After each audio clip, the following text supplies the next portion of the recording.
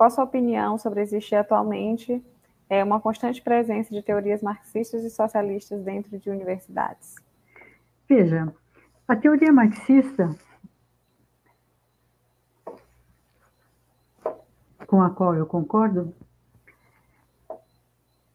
é a teoria que, para mim, tanto o marxismo de Marx, quanto os desenvolvimentos dos marxismos ao longo do século XX, século XXI, né, com a teoria crítica, com a atualização dos diagnósticos, ela é fundamental, porque ela nos coloca exatamente antes disso, ela é formulada, não é, a partir de uma praxis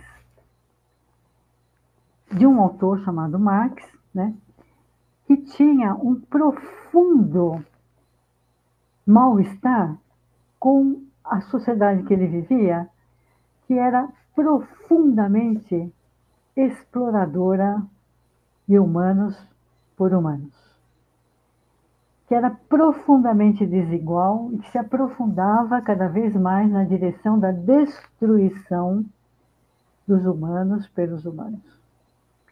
Então, essa matriz de postura do Marx, para mim, ela é extremamente relevante. E foi a partir dela que o Marx foi construindo, não é, o seu método, que é, antes de mais nada, postura diante do real, né? Uma postura ética, moral. O que é preciso fazer para transformar essa situação de desigualdade? E aí ele foi buscar, para isso, as raízes da desigualdade. Olha o trabalho de pesquisa, não é? Vamos compreender o que gera. E se você não acha olhando assim, abrindo o olho e olhando, isso é um processo de pesquisa. E uma pesquisa interdisciplinar, que foi se tornando cada vez mais interdisciplinar, que foi se valendo cada vez mais, né, dessa contribuição coletiva de produção do conhecimento, com vistas a desenvolver essa capacidade de olhar a realidade e não explicá-la como obra de Deus. O Deus, se ele existe, é possível que exista, ele não justificaria essa desigualdade. Por que algumas crianças podem comer e outras não podem comer? Isso o Deus não explica, como se pretendia, né? Muitas religiões hoje têm Deus, ou o que seja, né, apoio para até explicar a desigualdade, né? Por isso é que você tem alguns teólogos que são marxistas, né? Por isso que você tem, no pensamento freiriano, que para mim é de uma fecundidade absoluta, porque vamos pensar o Paulo Freire, todo o seu desenvolvimento teórico, filosófico e da sua praxis teve a mesma motivação do Marx. Na questão do acesso ao conhecimento, que gerava desigualdade, né? Então, o marxismo, ele é uma teoria crítica riquíssima. A apropriação por determinados países, de um jeito ou de outro, tem lá os seus problemas, mas tem também os seus ganhos. Eu acho que é muito importante compreender uma perspectiva freudiana a partir da contribuição de Marx, por exemplo, não é? Porque se o Marx tinha lá um incômodo com a morte física das pessoas, Freud foi colocar o incômodo com a morte existencial das pessoas, provocada pelas condições do capitalismo sobre, né, dominação, sobre as diferentes formas de subordinação da mulher. Veja toda a luta que foi para que as mulheres conseguissem votar, a subordinação da criança africana que não tem comida pelos imperialismos, e vai por aí afora, né? Então, eu acho, até na minha perspectiva, que tem pouco estudo do materialismo histórico dialético enquanto uma teoria que pode nos encaminhar para possibilidades de transformação. E é muito importante que a gente estude o avanço e o desenvolvimento, né?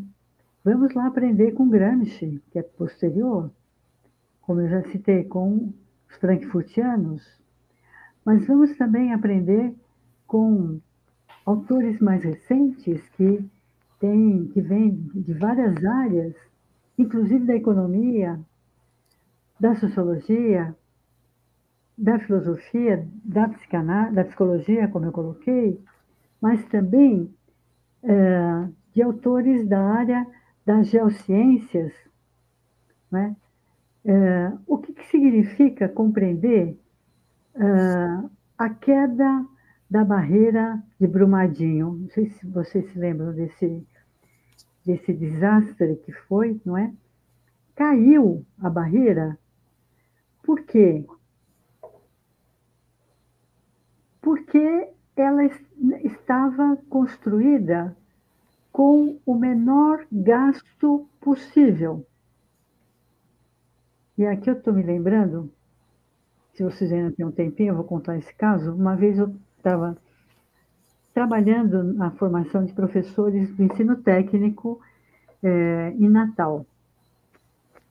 E um professor que dava aula de estrutura dos materiais, ele me colocou uma questão assim, que ele tinha um problema, que um aluno dele, do ensino médio técnico, chegou para ele e disse: professor, eu estou aqui para reclamar porque o senhor me ensinou errado.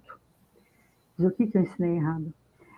É que eu trabalho numa consultora e o senhor me disse, eu não vou saber repetir exatamente lá os componentes, mas era algo do tipo assim, que eu tinha que pôr 20 quilos de não sei o quê, de cimento, sei lá. E o dono da consultora disse que tem que pôr 10 e que a escola me ensinou errado. Preciso contar o resto da história? Não é? Aí foi, mas ainda vou contar mais um pouquinho. E o professor, professora, eu fiquei ofendidíssimo. Falei: que você fez o quê? Eu fiquei quieto. Errou.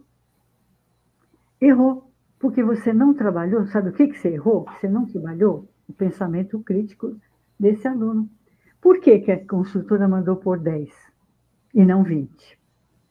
Porque o cimento ou o asfalto, sei lá, vai ficar frágil, vai arrebentar daqui a pouco e a empreiteira vai ser chamada de novo para tapar o buraco que ela fez fragilmente. Tá certo? Ai, aí ele fez assim. Eu falei: você tem um poder transformador incrível. Aí ele foi, né? Aí ele disse assim: mas e se eu falar tudo isso e o aluno for mandado embora? Você tem que falar para ele que ele corre esse risco. Essa opção ele vai fazer.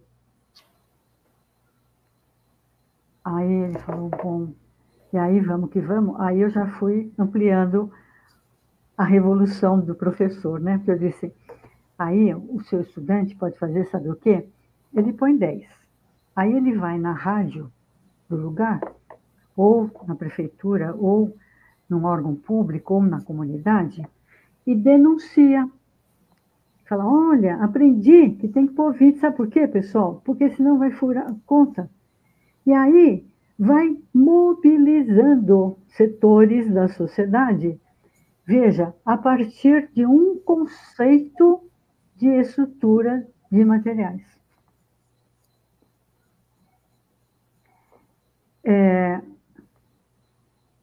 Naquele tempo, ele não disse isso, mas talvez hoje alguém dissesse que eu sou comunista. Eu digo, não, eu sou revolucionária. Que a educação é um processo revolucionário, porque ela forma, desenvolve a capacidade de pensar. Então, eu acho que falta estudar o materialismo histórico dialético, mas todas as áreas.